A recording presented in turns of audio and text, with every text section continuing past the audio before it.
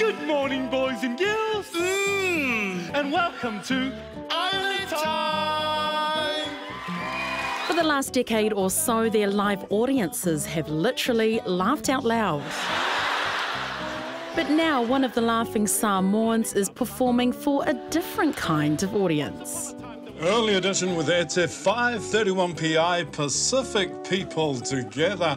It's been really difficult because I'm so used to saying something funny and then hearing the laughter. Although invisible, his audience is nationwide, now taking his career in a different direction, hosting Pacific Media Network 531's new show. It's a slowdown. With the Laughing Samoans, we were out on the road most of the year. To be able to sit behind a mic and just be with people, you know, to comfort people, to be there for them, to inspire, to educate, to inform, that for me it's a privilege. It's as much a privilege for producer Ngaro Vakaafi, who grew up watching ETE on stage.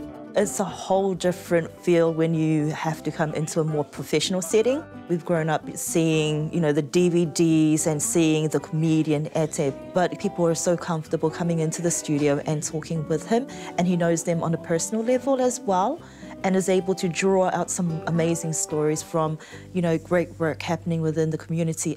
Their community being Wellington, ETE's hometown. I love Wellington. You know, I wouldn't move from Wellington, so it's just worked out the way it's meant to. We're out and about all the time, and we're meeting a lot of the politicians, you know, so it is a happening place. There is theatre all the time, there is music all the time, and having this studio in Wellington means we're able to be in touch with people who are, you know, at the power, making the laws, and also the people who are enacting those laws in many ways. I think it's timely that we move to the capital to get closer to those who make the decisions. We have opportunities, you know, to reach out to our ministers and those within the ministries, but also connecting our people at grassroots with those who make those decisions. This isn't the first time ETE's worked in the industry either. I have done some journalism in the past, and I used to work for Radio New Zealand. So it's really funny. It seems like, you know, things have come full circle. Both ETE and Ina ultimately want to give the best opportunity for more Pacific voices to make the airwaves.